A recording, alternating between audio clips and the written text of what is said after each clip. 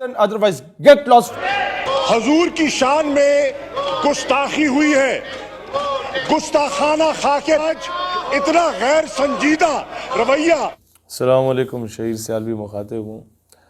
ہم لوگوں نے 12 ربیع الاول کو ایمبیسی کی طرف مارچ کیا، فرانس کی ایمبیسی کی طرف شیلنگ بھی ہوئی، ڈنڈے شنڈے بھی پڑے۔ In Pakistani capital Islamabad, the police used heavy shelling to prevent thousands of angry protesters. اس کو یہ کنٹینر کو دھکا دے کے نیچے اتارو، سائڈ پہ کرو شاباش۔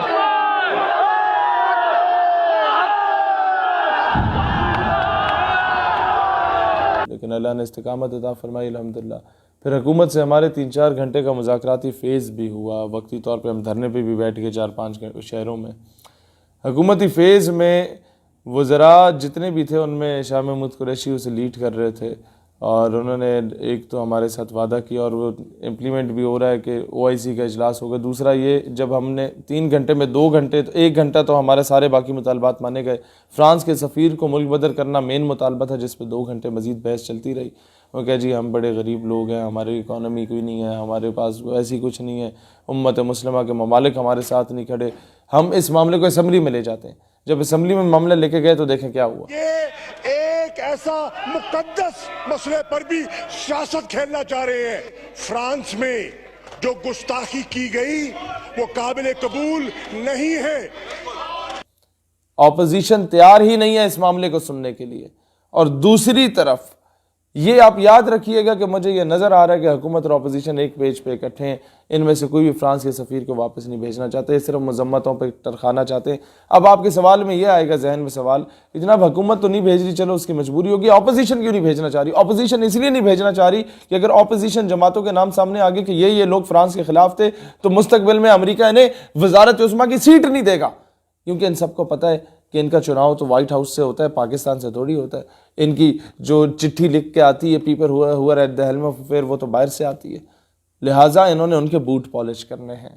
اور ابھی آپ کو اپوزیشن میں یہ والا جو پرو اسلامک ایلیمنٹ ہے یہ بہت کم نظر آئے گا، یہ انگریزوں کے بوٹ پالش کرنے والا ایلیمنٹ آپ کو زیادہ نظر آئے گا۔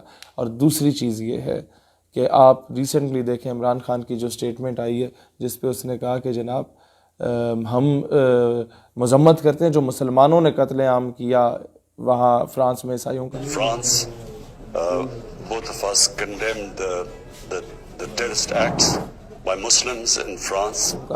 بھئی ایسا ڈھگا آدمی ہے، یہ ایسا کوئی بدبخت آدمی ہے کہ اس کو ابھی تک مسلمانوں کی ڈگنیٹی اور آنر کو ڈیفینڈ کرنا ہی نہیں آیا۔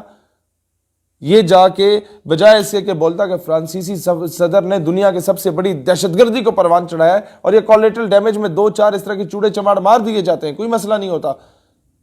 تم لوگ وہاں پر دنیا کو کیا بتانا چاہ رہے ہو؟ اس طریقے سے تم اسلاموفوبیا ختم کر رہے ہو، تم لوگ تو مظلومیت اپنی وہاں جا کے اس طریقے سے شو کر، مظلومیت کیا، بے غیرتی شو کر رہے ہو اپنی۔ یہ تم لوگ درس دے رہے ہو دنیا کو اسلام کا کہ جی کوئی ایک گال پہ تھپڑ مارے تم دوسری پہ مارو، نہیں، ایک پہ مارے رکھ کے 2 چماٹ مارو، اپنے ڈیفنس کا تمہارے پاس حق ہونا چاہیے۔ ہم پرامن مذہب ہے الحمدللہ، لیکن اس کا مطلب یہ نہیں ہے کہ ماں بہن بیٹی کی عزت کو پامال کیے جا رہے ہو، ہم چوڑیاں پہن کے بیٹھ رہے ہیں۔ اس کا مطلب یہ نہیں ہے کہ میرے نبی علیہ الصلوۃ والسلام کے گستاخانہ خاکے بن رہے ہوں اور ہم لوگ بغیرت بن کے بیٹھے ہوئے ہوں اور مذمتوں سے کام چلا رہے ہوں، زبانی کلامی کام چلا رہے ہوں۔ Be a bold person otherwise get lost.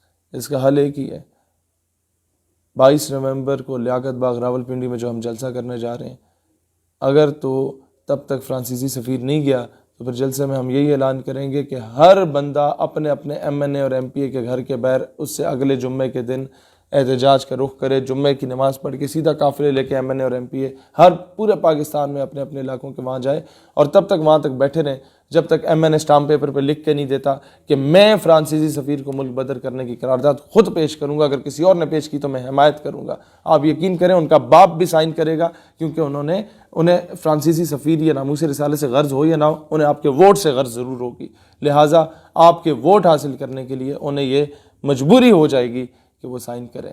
اس کے علاوہ میرے خیال ہے کوئی اچھا آپشن نہیں ہے۔ اللہ اسلام اور پاکستان کا حامی ناصر و پاکستان ہمیشہ زندہ۔